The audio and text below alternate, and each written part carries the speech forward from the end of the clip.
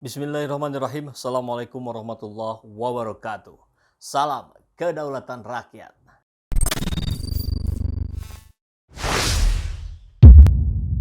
Sahabat semua, hari ini kita sudah memasuki bulan suci Ramadan. Ada tausiah dari Pak Wapres kita, Ma'ruf Amin, tentang apa yang harus kita jalani di Ramadan kali ini.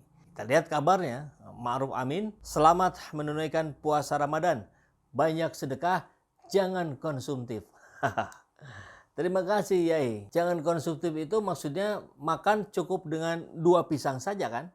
Itu sudah mengenyangkan ya. Jadi mohon maaf ini para penjual kurma dan buah-buahan lainnya, Pak Wapres Amin hanya menganjurkan makannya pisang saja. Dan itu pun cukup 2. Mudah-mudahan kita kuat ya. Kita kutip kalimatnya. Jangan menjadikan bulan Ramadan sebagai bulan yang lebih konsumtif. Bulan Ramadan juga merupakan momentum bagi umat Islam untuk melakukan penguatan solidaritas kemanusiaan serta momentum untuk memperkuat ukhuwah Islamiyah, ukhuwah wataniyah, dan ukhuwah insaniyah.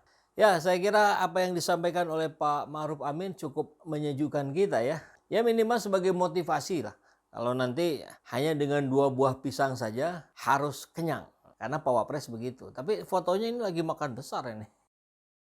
Pak Wapres, mudah-mudahan didengar kalimat rakyat jelata macam saya ini. Pak Wapres di Ramadan kali ini mestinya juga menguatkan pada umat Islam. Jangan sampai berbuat korupsi. Ingatkan juga para pejabat, para penguasa yang mencoba melakukan kejahatan konstitusi. Mintalah mereka untuk bertobat, Yai. Mudah-mudahan kalau Yai yang ngomong mereka mau dengar. Sudah gitu Yai, bilangin.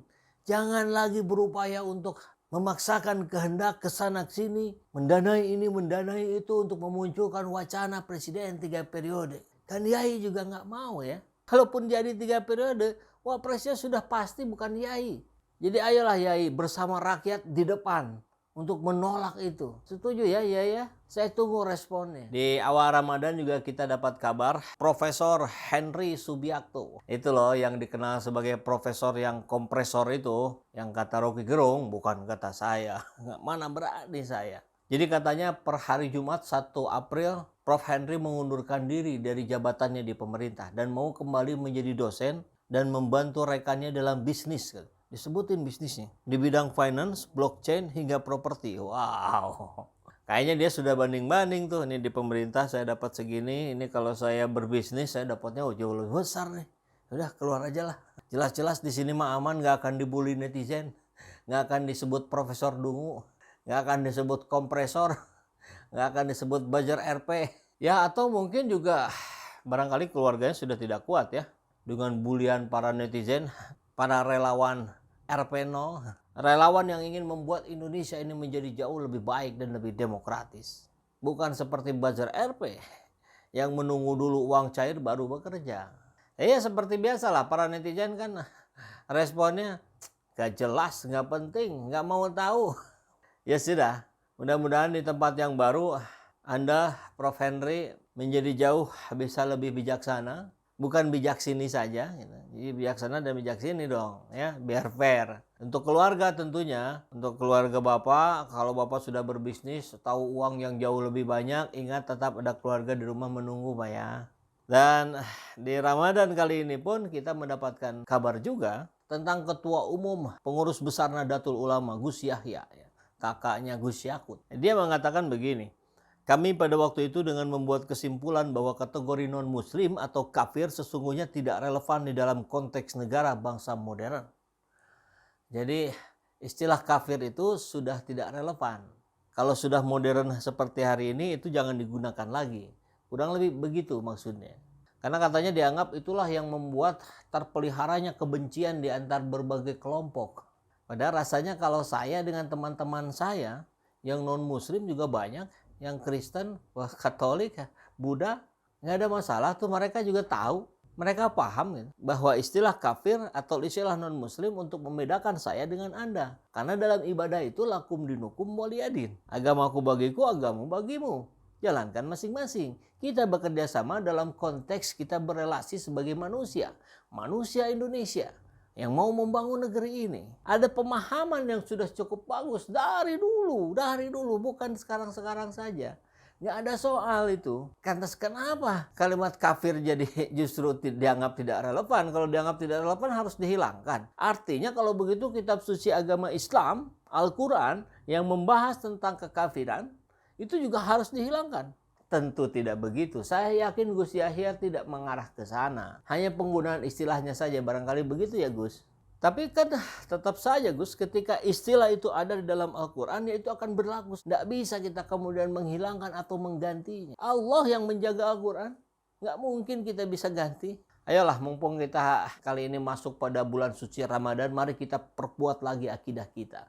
Pemahaman kita tentang konsep-konsep Islam yang luar biasa lengkapnya. Yang mengatur segala aspek kehidupan manusia. Yang tidak bisa dibandingkan dengan kitab suci manapun. Atau dengan konsep buatan manusia apapun. Maka sudah selayaknya lah mari para penguasa, para pejabat di Jakarta sana. Baca lagi Al-Quran, pelajari lagi Al-Quran. Kita juga belajar terus. Tapi Anda ini penguasa jangan sampai kalah sama rakyat jelata dong. Ya, bisa ya. Yuk, bisa. Dari Wapres kita sudah dengar. Tentu mestinya ada juga dari Presiden. Tapi saya nyari belum ketemu. Nah, malah nemu yang ini. Nah, sebenarnya Pak, kalau kita lihat ya Pak ya, bagi setiap orang itu kan makna bulan Ramadan itu memiliki makna yang berbeda-beda bagi setiap orang dan memiliki keistimewaan tersendiri. Kalau untuk Pak Jokowi sendiri, apa sih sebenarnya makna bulan puasa Ramadan atau bulan Ramadan ini dan istimewanya apa nih Pak? Ya kalau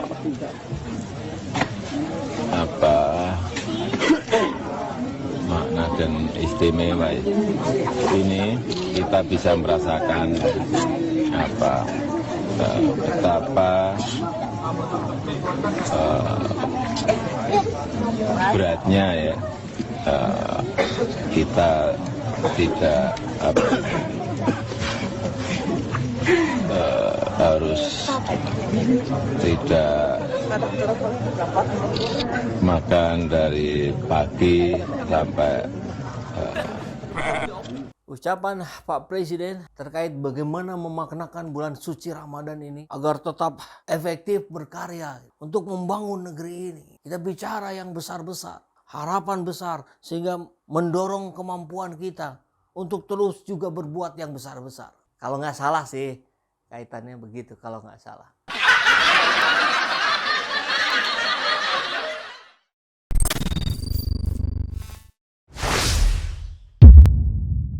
Sahabat bisa memberikan dukungannya kepada kami dengan membeli merchandise yang ada.